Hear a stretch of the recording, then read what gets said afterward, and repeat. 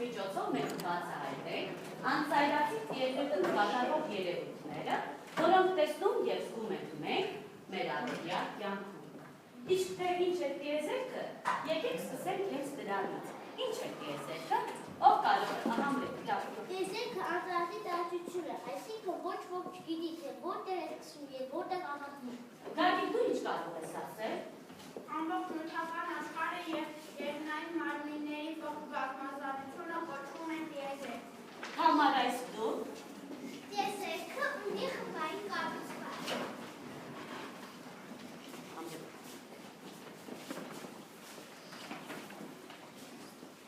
Օրինակ, արեգակը և նրա շուրջ պտտվող մոլորակները կազմում են արեգակների համակարգ։ Ներքուն, Վեներա, Երկիր, Մարս, Յուպիտեր, Սատուրն, Ուրան, Պլուտոն։ Երեխաներ, իսկ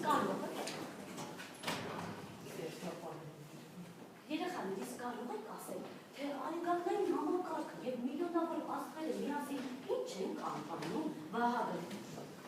Արեգակների համակարգը և միլիոնավոր աստղեր միասին կոչվում է Ծիրկաթին գալակտիկա։ Իսկ ունի երեխաներ Ծիրկաթին այլ անվանում, ապա տեսնեմ, ունի Լուսինե այլ անվանում։ Ծիրկաթինին հայերեն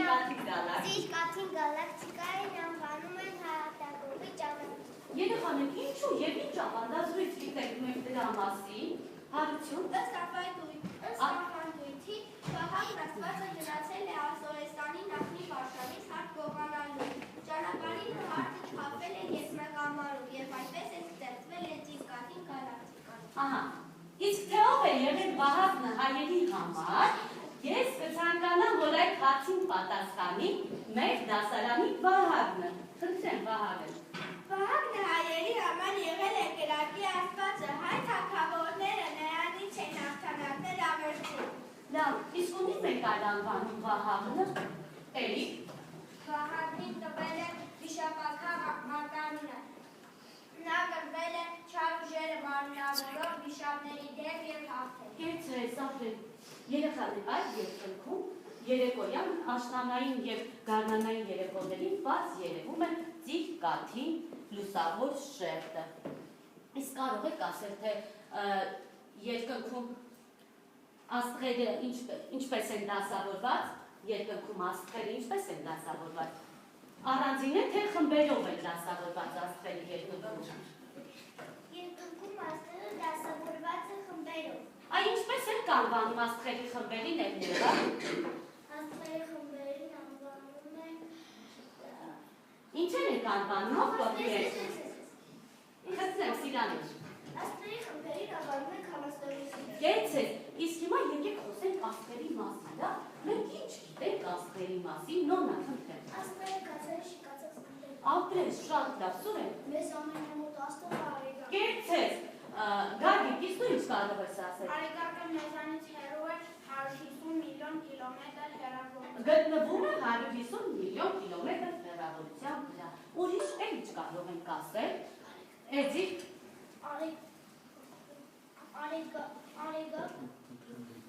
Արեգակի լույսը մեզ քան րոպե Որում հորմոզ չի չեն երևում երեխեքը կներեկել։ 8 րոպեում այդ երեխաներ Արամային Սահակյանը ունի հետևյալ խոսքերը։ Արեգակին պետք է հեռվից նայել, կարելի եթե շատ մոտենալ։ Ինչու երեխաներ, Անդրանիկ։ Արեգակի ջերմաստիճանը հասնում է մինչև 6 Արեգակի վրա ջերմաստիճանը հասնում է մինչև 6000 ջերմաստիճանի, իսկ կենտրոնում միլիոնավոր աստիճանների։ Միլիոնավոր աստիճանների շատ աղյես ճիշտ է։ Երեխաներ, իսկ աստղերից որն է կարևորում, ճիշտ է, բոլոր աստղերն ունեն կարևոր նշանակություն, Հարություն դու պատասխան։ Աստղերից մենք կարևորում են Կարևոր աստղերից մեկն է։ Կարևոր աստղերից մեկն է բևեռային աստղը։ Ահա, ինչու են համարում այդ կարևոր այդ աստղը։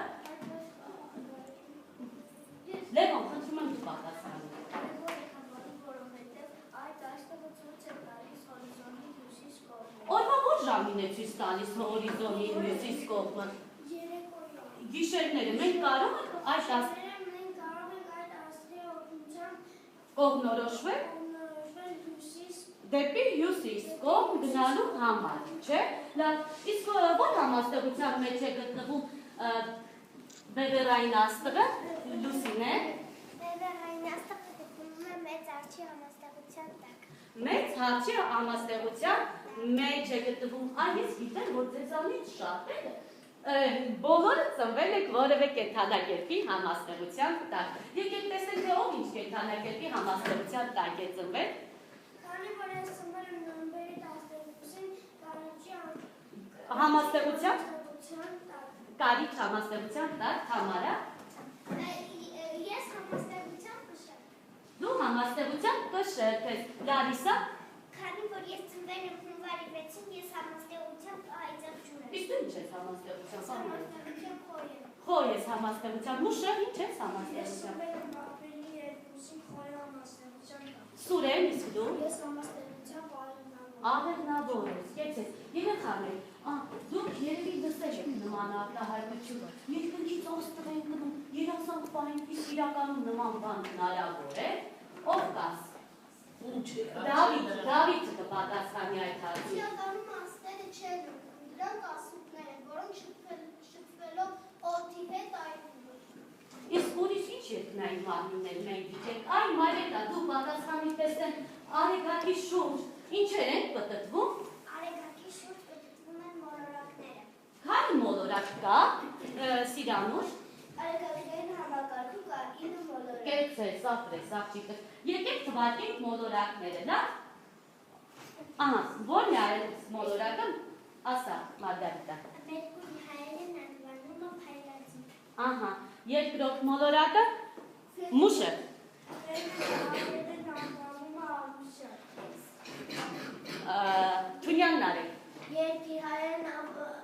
Երկիր երբեմն անվանում է կապույտ մոլորակ, միակ մոլորակն է, որի վրա գոյություն ունի կյանք։ Ապրես, Հաջան Հարություն։ Բայց հայերեն անվանում են լրացք։ Հրար։ Ես Գրաֆի։ Լուպրիտը հայերեն անվանում են լուսուտա։ Ահա, ճիշտ է, հաջորդ մոլորակը ո՞րն է, Էրիկ։ Սատուրն, հայերեն անվանում են Երևան։ Մի շուրջ նույնիսկ հավաք։ Կեցես, ապրես։ Հաջորդ մոլորակը ո՞րն է, Մարի։ Ուրան։ Ո՞րն է գալի Ուրանից հետո։ Նեպտուն։ Մյուս մոլորակը Տիգրան։ Պլուտոն։ Հեման աստղագետները հանում են